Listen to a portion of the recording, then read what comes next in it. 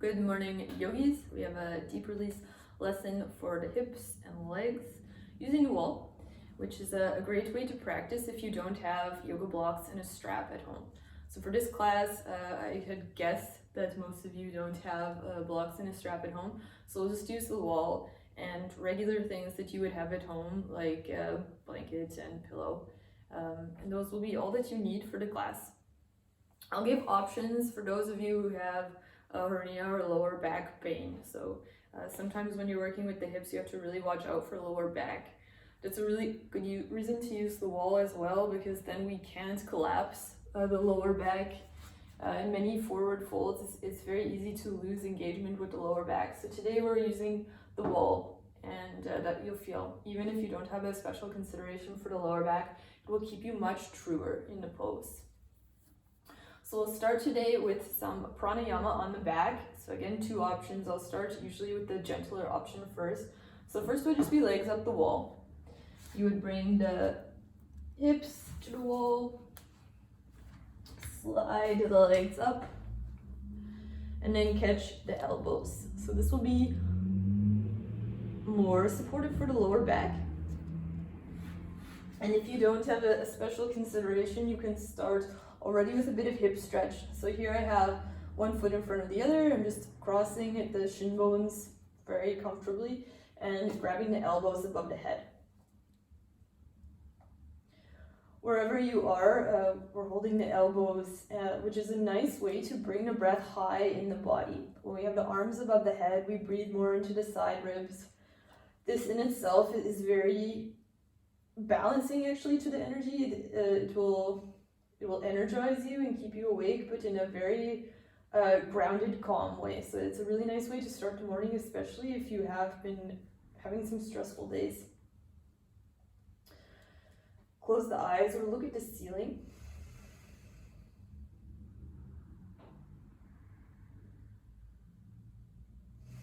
So first, a few deep belly breaths in through the nose, filling the lungs, and out through the nose.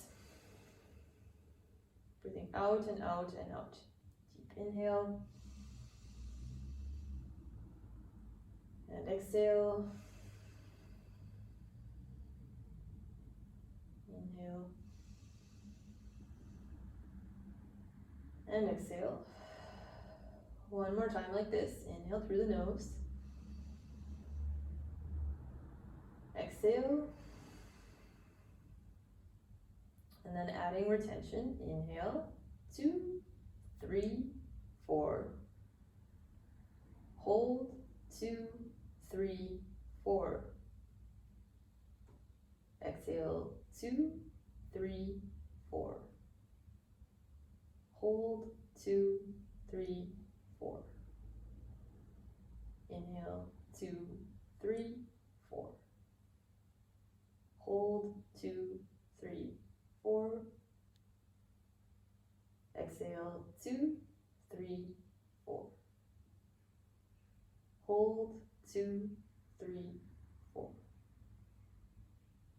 Inhale. 2, 3, 4. Hold. 2, 3, 4. Exhale. 2, 3, 4. Hold. 2, 3, 4. Inhale. 2, 3, 4. Hold. 2, 3, 4.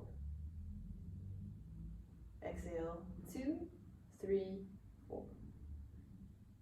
Hold. 2, 3, 4. Inhale.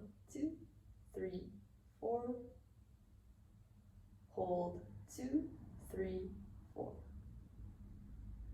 Exhale. 2, 3, 4. Hold. 2, 3, 4. Inhale. 2, 3, 4. Hold. 2, 3, 4. Exhale. 2, 3, 4.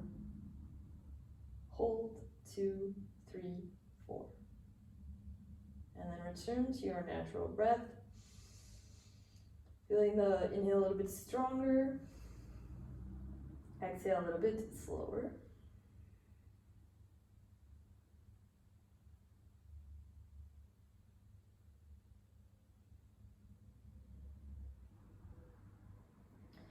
And then wherever you are, we're going to come to the tree pose on our back. So if you have the legs up the wall, you're going to roll to the side, slide onto your mat, the way that I am. So here the tree pose, if you don't remember, is normally a standing pose. So now I'll start with my left leg. That could be your right, for example. You're bringing the outside of the leg to the floor, so like the tree pose, the standing pose. And now the foot, leg over the foot. If you have a knee problem, that could be strong, and you'll just keep some space between the foot and the leg. But otherwise, I hope you can see, you have the outside of the leg on the floor, and then the leg is crossing over the foot and the ankle. Can stretch, I'm going to bring the back of the arms to the floor so we keep also space in the upper part of the back. Anytime you're working with the hips, it's nice to pay attention to the shoulders at the same time.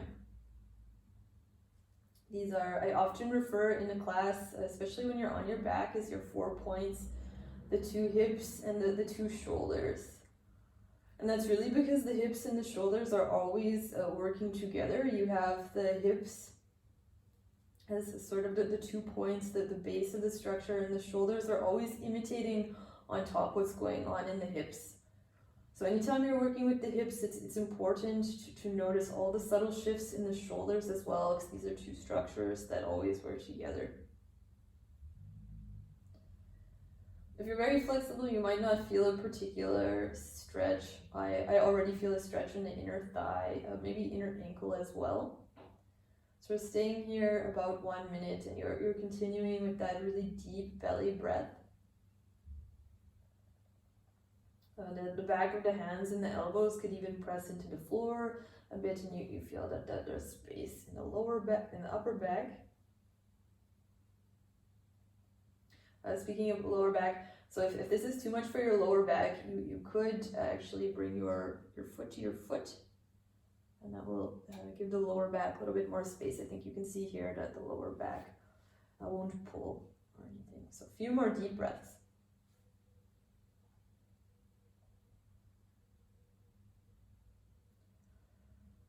So we're doing about 4 poses in a row on the same leg. So this is the same leg now, the inside of the leg is coming to the floor. So I'm going to roll this way. So I'll roll to the side and now bring the inside of this leg, I'm rolling onto the belly, to the floor.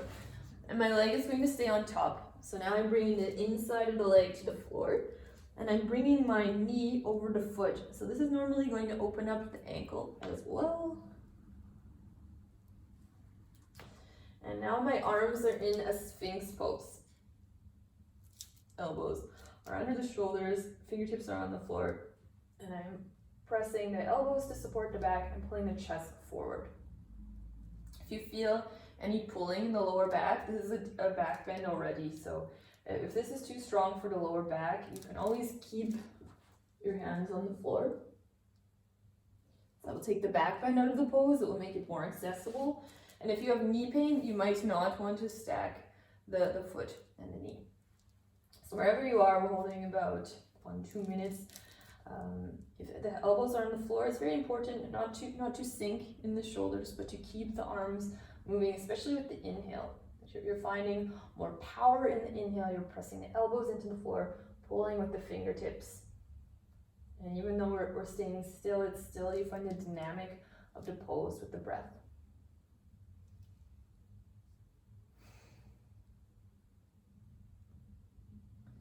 Everyone is going to feel that they have a dominant arm here. That one is going to get tired or even just stop working first. So you might have to shift a little bit more power back to most of you, the left arm, the less dominant arm. Just keeps pulling forward.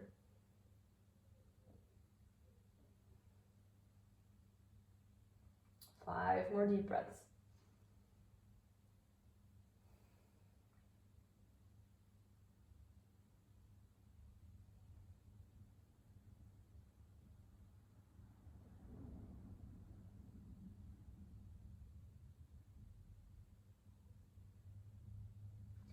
If you're in the back bend, you can lower onto the belly first. Everyone will pull the legs together. Take a quick child's pose.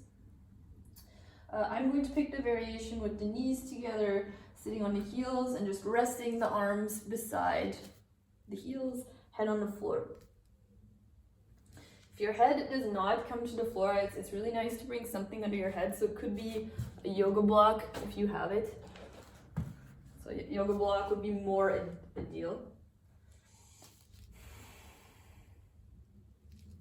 And then if you don't have that, you could use books or a pillow. A few more deep breaths. Shoulders can round forward here. As you exhale, there's a bit of compression, right? The body can just fold over the legs.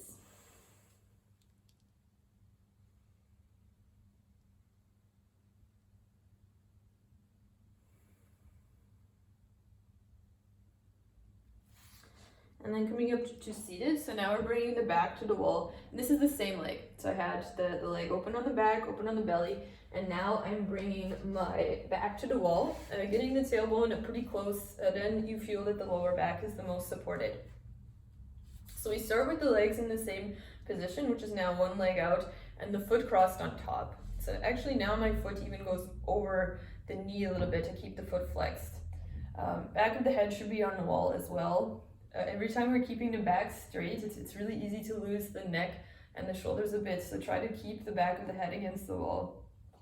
If you sit at a desk, this is going to feel weird. I have to admit, I also spend a lot of time at the computer, and it feels like my head is further back than I'm used to, because it is.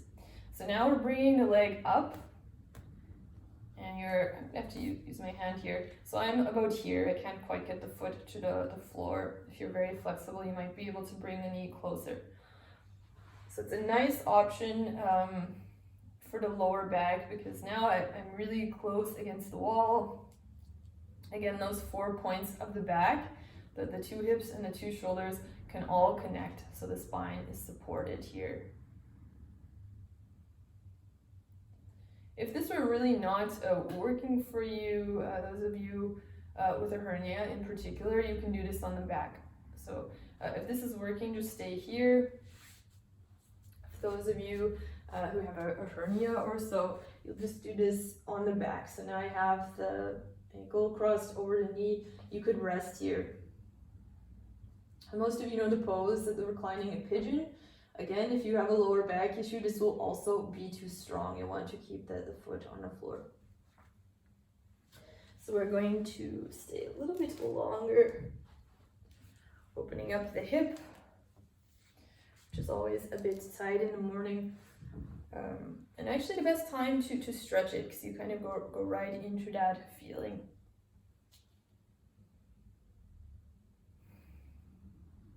Sure, we don't have quite as much space for the belly to breathe, but we can still use the belly as a sort of pump. The front body is expanding with the inhale and pulling back with the exhale.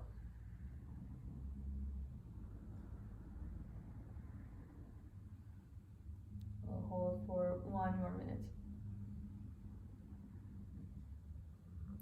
If we push the hips back too far, so say if I push just a little bit too much, I'll feel this in the shoulders. This is for many people, 90% I think, you'll feel a defense mechanism with the shoulders. So if the shoulders are sliding up, that's your signal to your body that the hips are a bit compromised.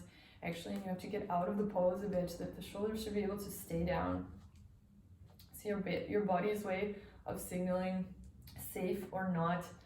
So first you can check in with the shoulders, try to pull them down, and if you notice your body is a bit locked, come out a bit with the hips.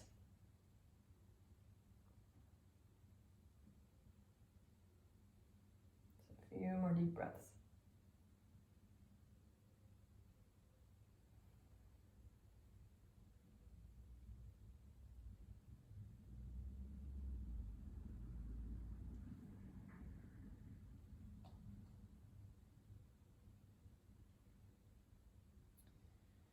Okay, so now, same foot, I'm going to undo the pose, turn so my side body is against near to the wall.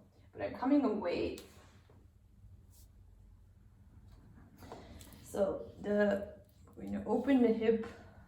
I actually might slide off the mat a little bit. So now I'm stretching the leg up and watching what this hip is doing together. So I'm going to bring the foot all the way to the wall so that I feel a stretch on the inner leg.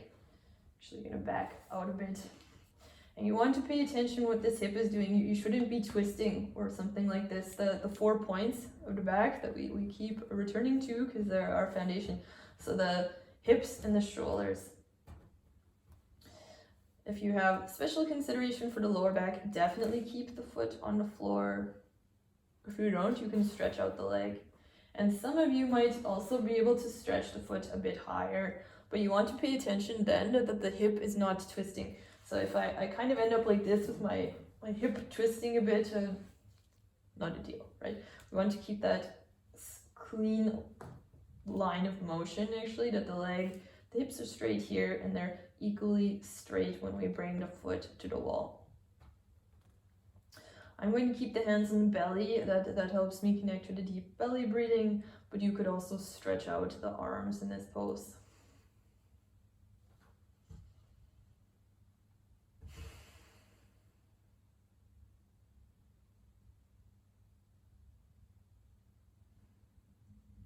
I really like the stretches with the hamstring and the inner thigh on the back. So we have the whole back body supported here. So none of the musculature along the back body has to work so hard, and you can isolate the stretch in the leg.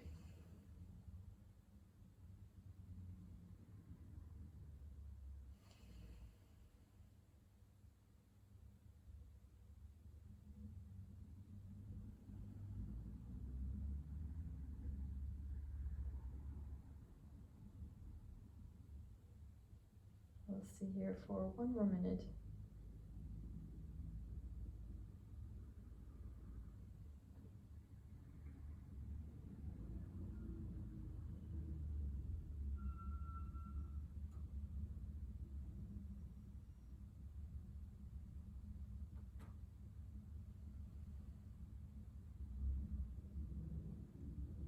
And if you need to come out of the pose earlier, you always can.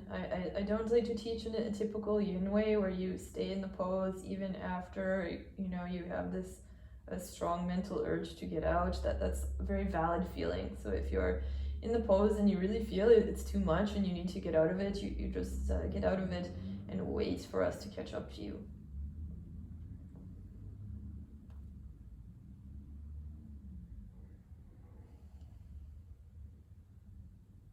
Few more deep breaths.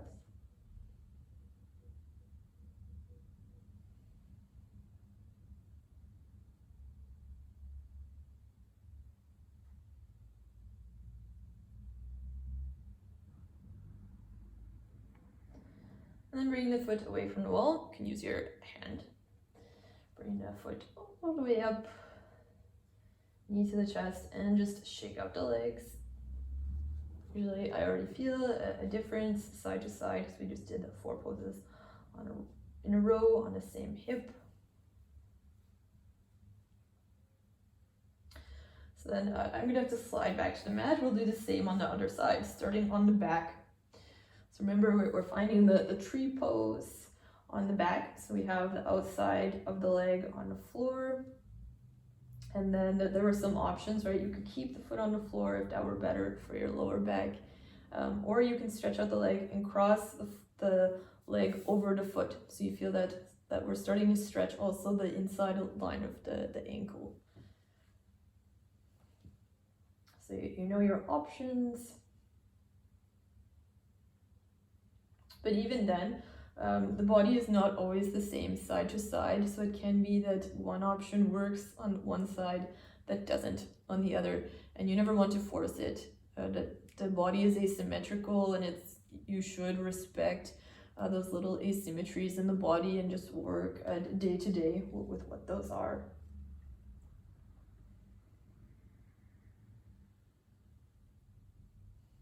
If the hip is really tight, you might feel that the bottom foot is a bit tense. So consciously say to yourself, relax the foot and the ankle.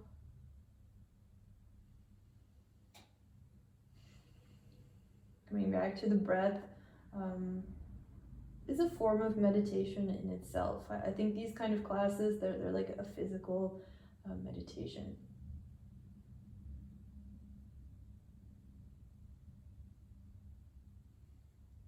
Anytime we're staying still, we're really confronted with all the ways that the mind jumps around and wants to move on already to the next thing, and maybe wants to avoid going deep.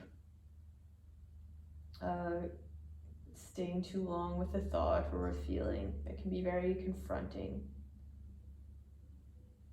And so part of the practice is really just finding ease and comfort with going deep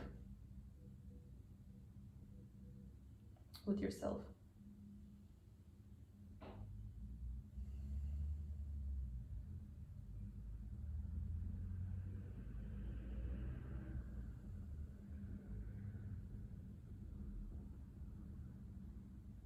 A few more deep breaths.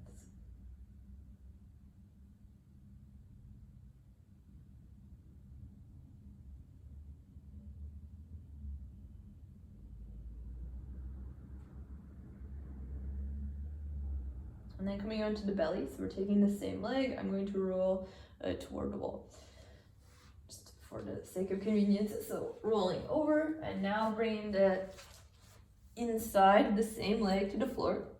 So now I feel it more on the front of the ankle. I'm bringing the leg all the way down, moving the knee to the side, and bringing the arms into a Sphinx pose. This is rather strong for the lower back. So if you have a lower back issue, you definitely keep the front body on the floor. Otherwise, you have the elbows on the floor, and you can engage the triceps, the shoulders, pulling the chest forward as well.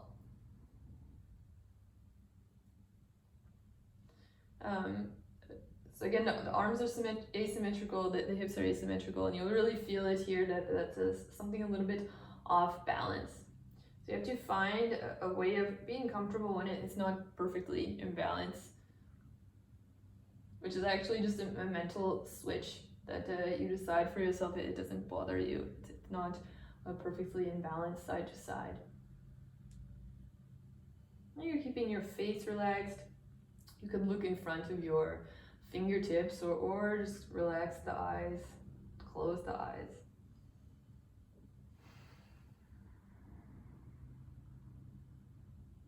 And even in the back bend, the belly is moving in and out.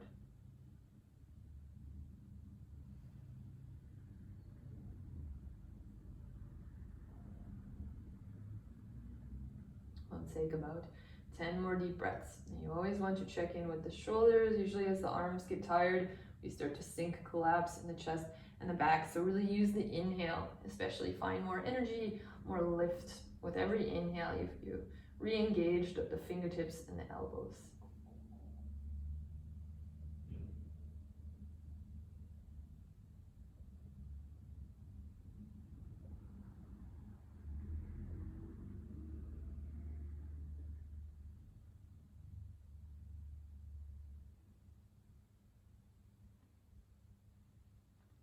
So if you're on the elbows, you're going to lower down to the floor. Everyone is going to pull the feet back, legs together. Again, child's pose. Maybe something under the forehead could even be rather high if you don't sit on the heels so easily. And resting the arms, shoulders can relax forward.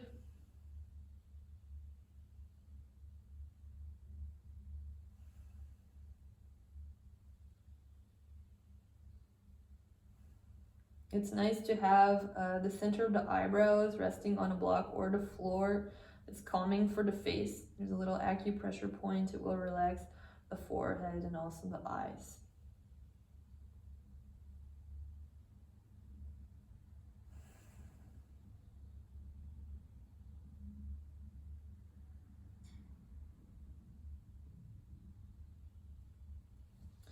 So now coming up, you can lift the head. We're going to bring the foot to the wall. So I'm sliding away from the wall. Hips and shoulders are on the floor. You can always start with the foot on the floor. So now I'm bringing the foot up and I don't want to tip. So if I start to tip, maybe I slide closer to the wall. And the foot, maybe it's in the line with the hips, maybe it's higher if you're super flexible, maybe it's even lower. You want to keep the hips straight.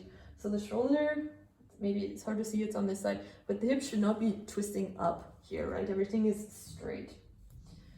So we'll find a position that's just right, stretching the inner thigh, maybe stretching out the leg.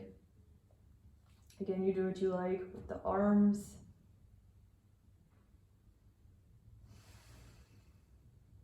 I like to have the hands on the belly, that you feel every inhale, belly pressing into the hands.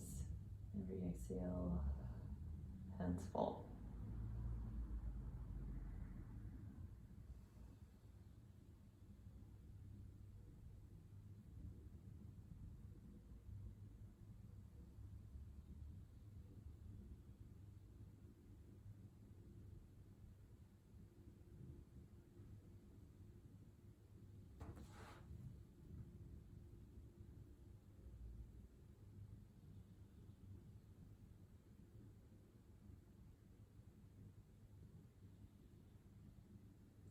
So we'll stay here 1-2 more minutes.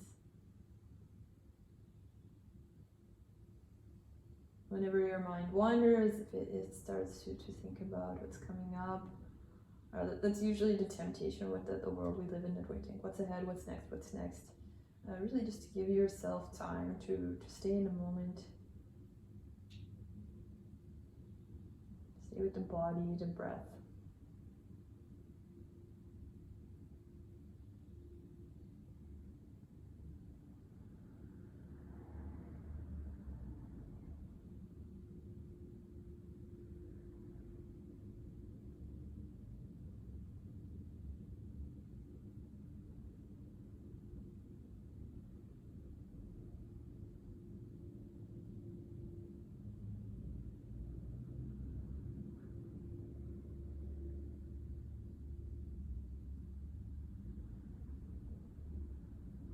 So now coming up, you can bring your hand to the leg, a little bit extra support, bring the leg up, knee to the chest, just shake out the legs.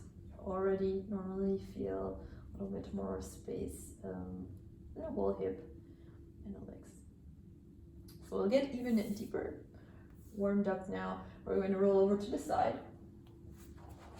Bring our back again to the wall, and now get a little bit deeper into the hip tissue. So again, I'm going to slide to the wall until that I have that really nice connection, shoulders and hips, also back of the head. So no pulling the head away, it's right against the wall. So I'm going to stretch one leg out. And now, most of you know this pose, the half Gomukhasana. You're going to cross the knee, and here the toes are pointed actually toward the wall. The knees are stacked. So I have the top of the foot on the floor, not like this. You can, of course, if that works better for the knee, but if you are more flexible, you can start to pull the foot in. We'll talk about the bottom leg in a moment. So we're finding a side bend. You're going to bring the hand, left hand, to the floor, reach the right arm up, and now try to just keep the hand and the shoulder on the wall as you bend to the side. So maybe we won't bend as far as we normally do, and this hip is staying on the mat. So we're not lifting the hip, we're actually pressing the hip, and the hand in opposite directions. Back of the head is against the wall, so we feel that we're in this nice straight line.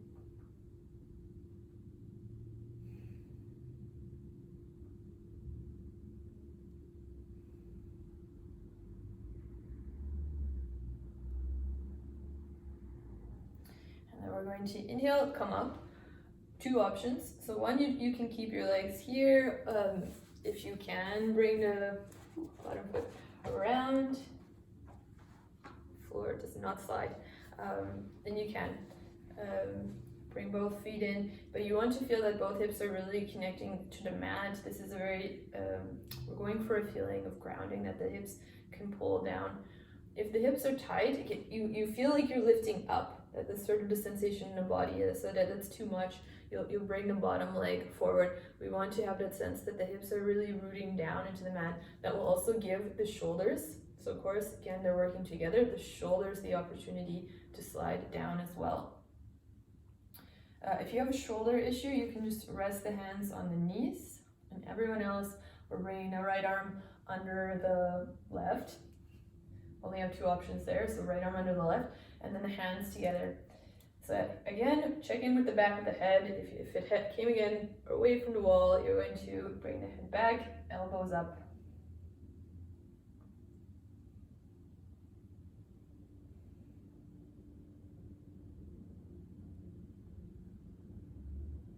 This is a whole body exercise, right? Not only hips and shoulders, but also feeling how all of those little muscles respond to the stretch. Our attention is always going wherever we feel something the most, which is here, the hips and the shoulders. But every part really is responding to the pose. So you check in, what are my toes doing? What are the bottom of my feet doing? Okay. Relax the feet a bit more. And especially as I lift the elbows, what are my facial muscles doing? Especially the jaw. Are my teeth coming together? Can I bring them apart?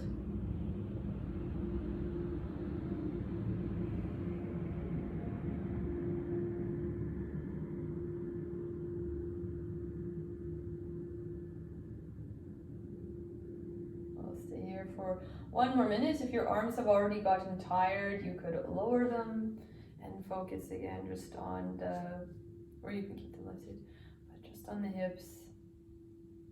And that really grounding, feeling that we have a solid connection with the earth below us.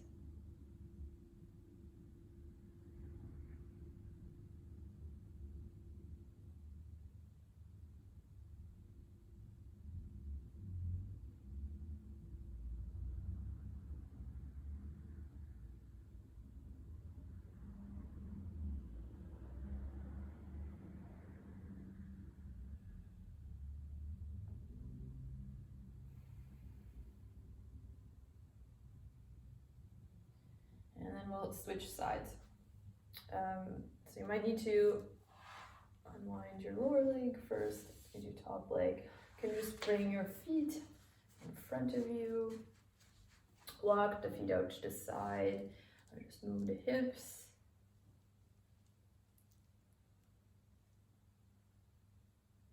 And then bring the legs out to the side angle or the wide angle pose. So you're going to bring your feet to the side, and this is just between stretches for the hips. So we're not bending forward, we're just going to see where we can bring the feet and keep that connection of the back and the shoulders. So a few deep breaths, you can circle the ankles.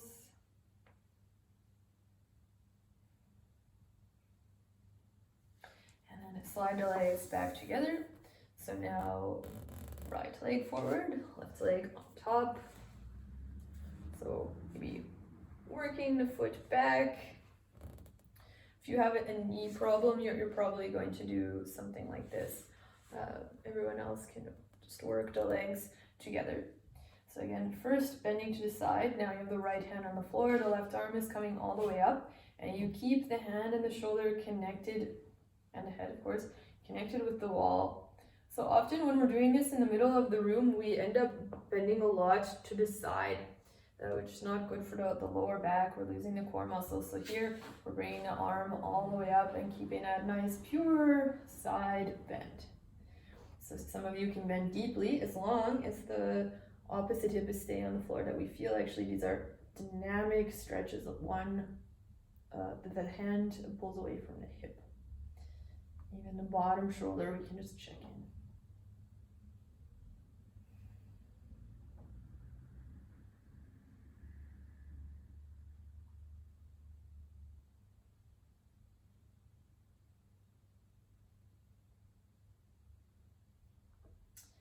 And then inhale to come up.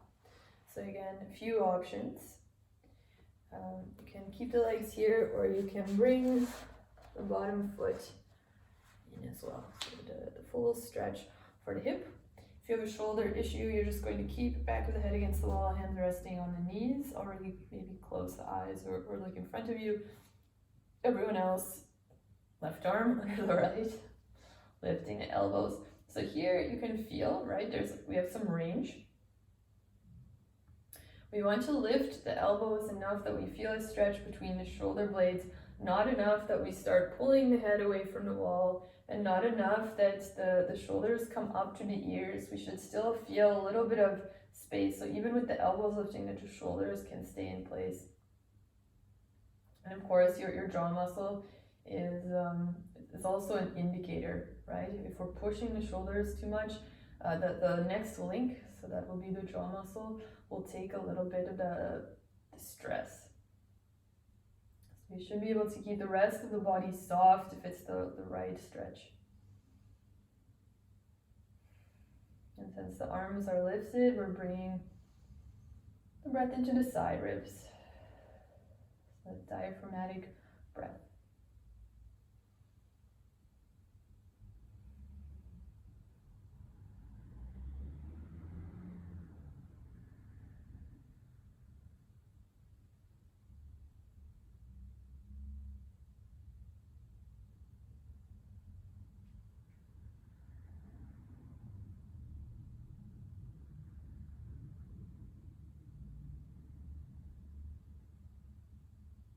Let's see here, one more minute.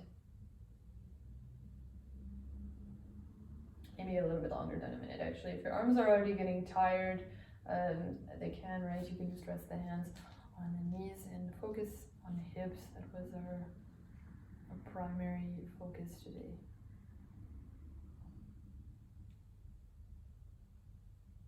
So again, it's not a yin class in the strict sense. You can always move when a pose has been enough already. You can always move on and wait for us to catch up.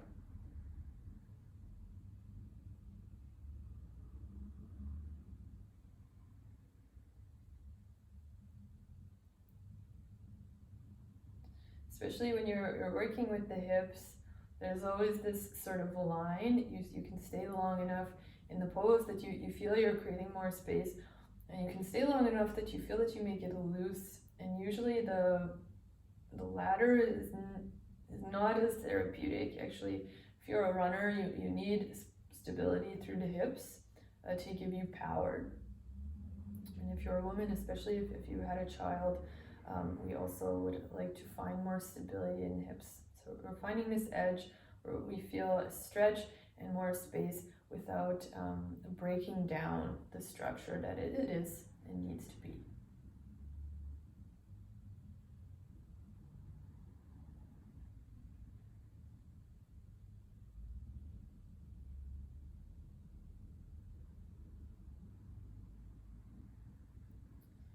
Okay, so unwinding the legs any way that works for you. Again, bring the feet to the floor. Can rock the knees. And our last poses will be on the back with the legs up the wall. Again, you can already reach for a pillow or a blanket if you have it at home. So I'm going to bring a blanket under the head. This floor is super cold, so a pillow under the head. So I'm sliding. I'm getting my hips as close to the wall as I can. Feet up the wall, and now I'm opening the feet. And this one will hold, I should check actually, about 5 minutes normally. Keep in mind with this pose that it's sometimes you feel the intensity only after you bring the feet back up. So hands could rest on the belly, above the head, many options here. Rest the arms.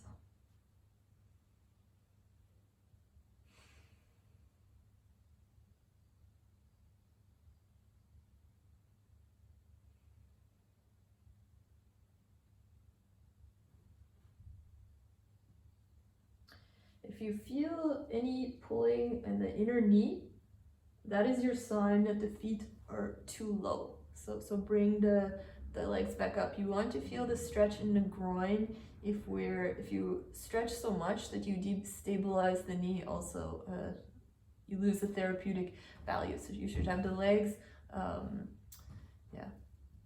open to the point that you feel a stretch in the hips, not enough that you're pulling at the joints.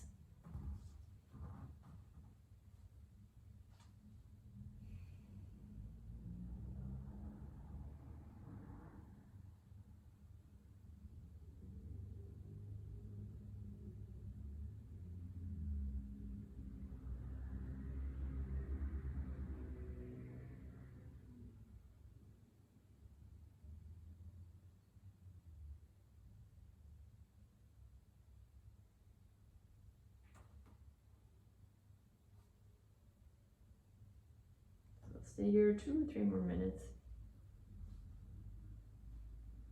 And again, you can always move when something has been too much. So don't force yourself to stay in a position once it's been enough, or when you realize actually it's not ideal for the body.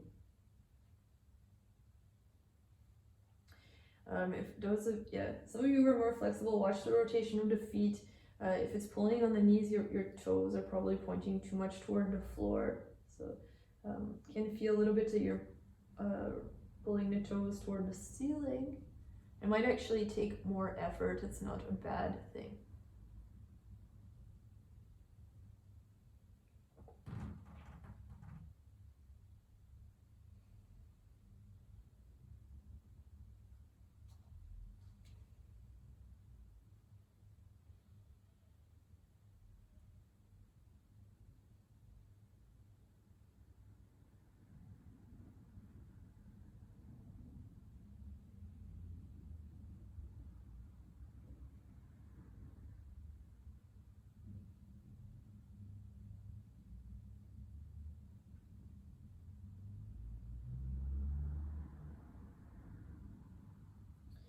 It's about 10 more deep breaths.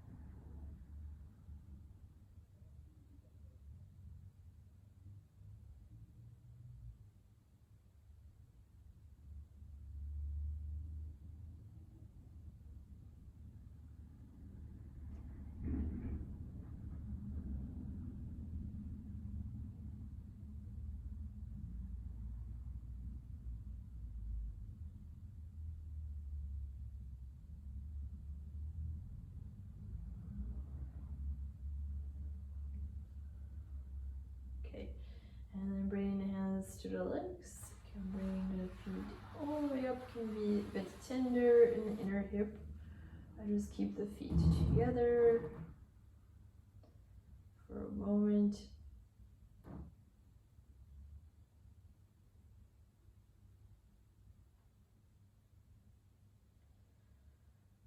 And then we'll slide the feet down the wall just for a moment or so, the butterfly pose. So not too far, since we already did a lot for the hips, and you can support the knees with the hands.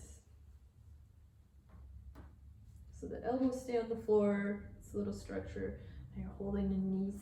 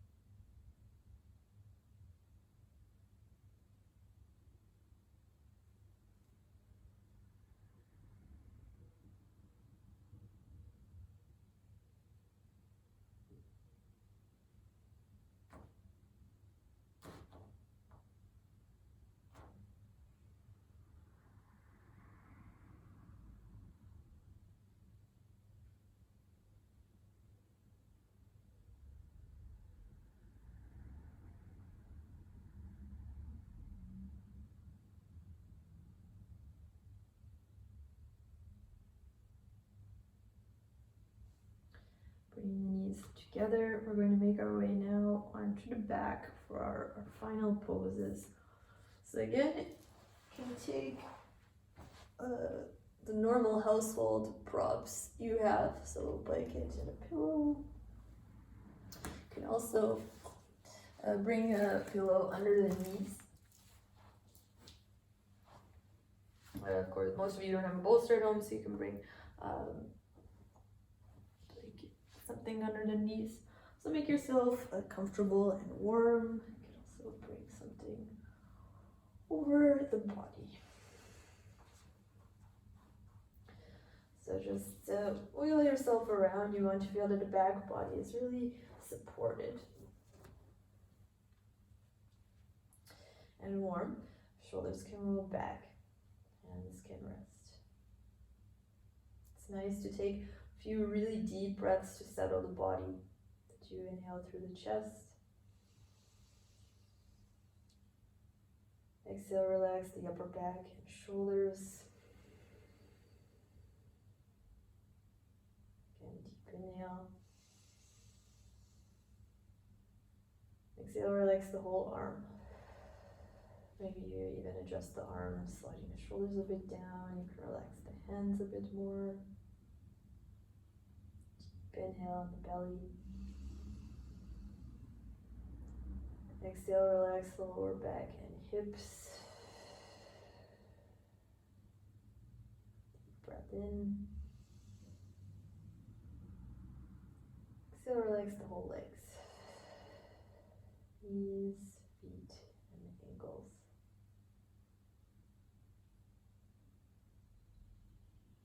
Even the toes.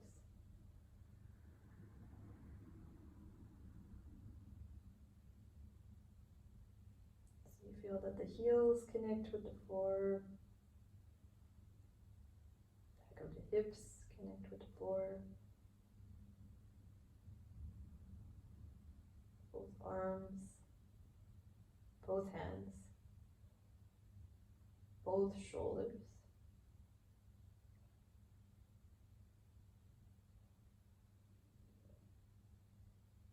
And then you feel the head resting,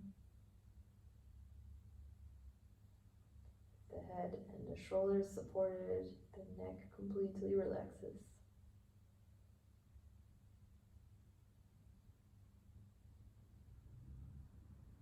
Whole weight of the head rests.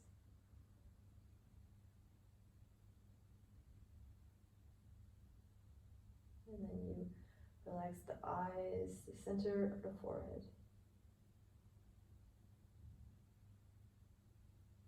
Whole face.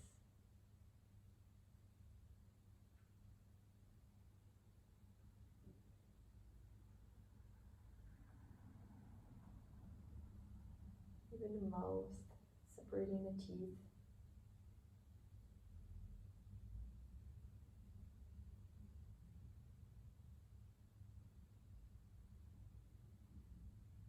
Whole body still, no movement, just the breath.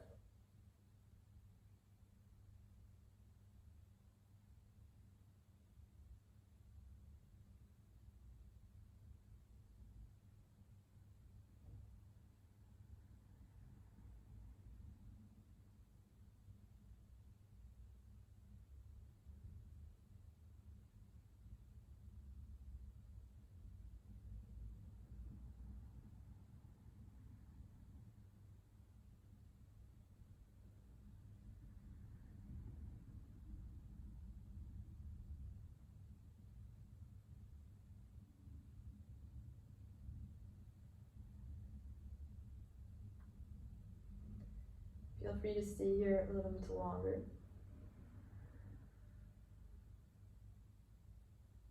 Or maybe you're already able to make the transition back up.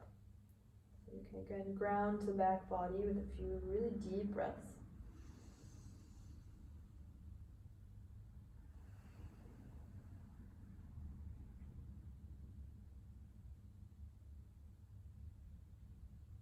Maybe start to move the body again by just wiggling the fingers and the toes, circling the wrists.